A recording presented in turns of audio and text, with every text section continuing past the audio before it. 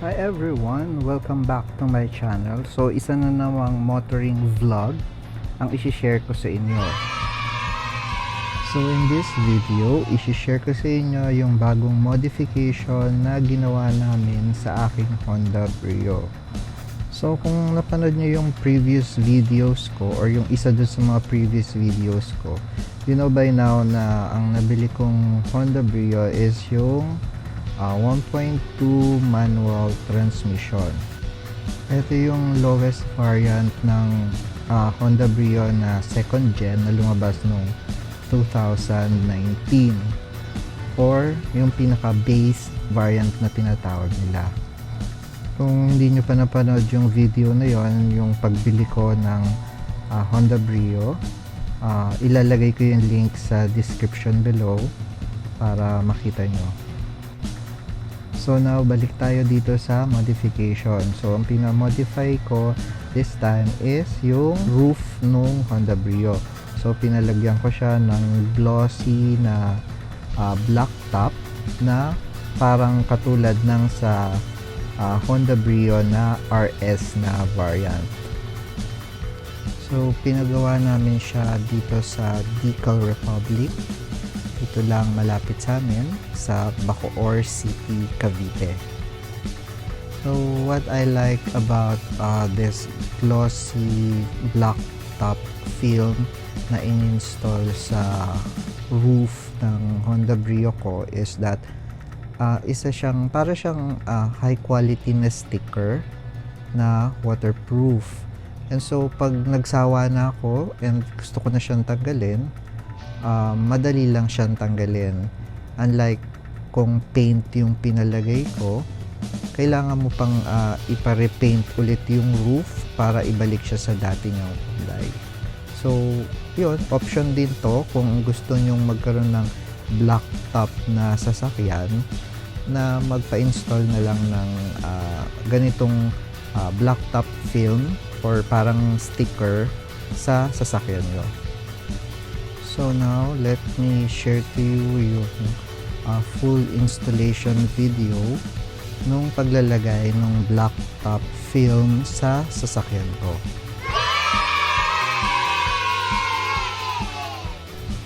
Please watch till the end of this video kasi sinagot ko doon yung mga questions such as kung saan ko pinagawa, ano yung address, paano makapunta ron, and also magkano yung magagastos.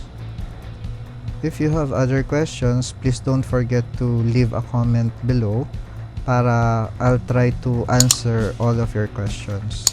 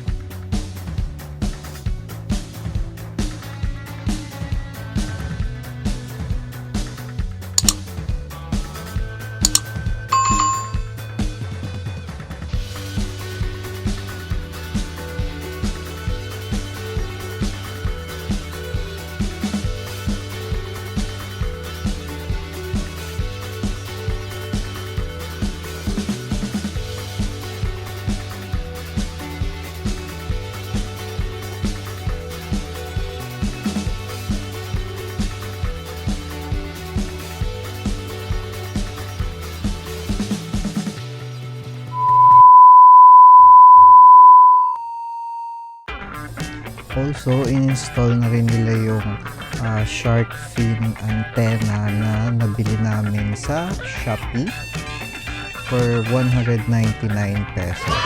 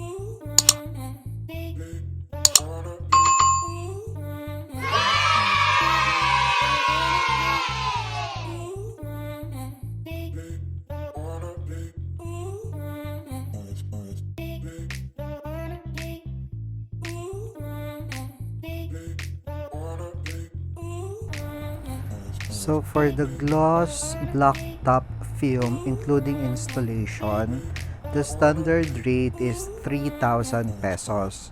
But we got it at a discounted rate of 2,200 pesos.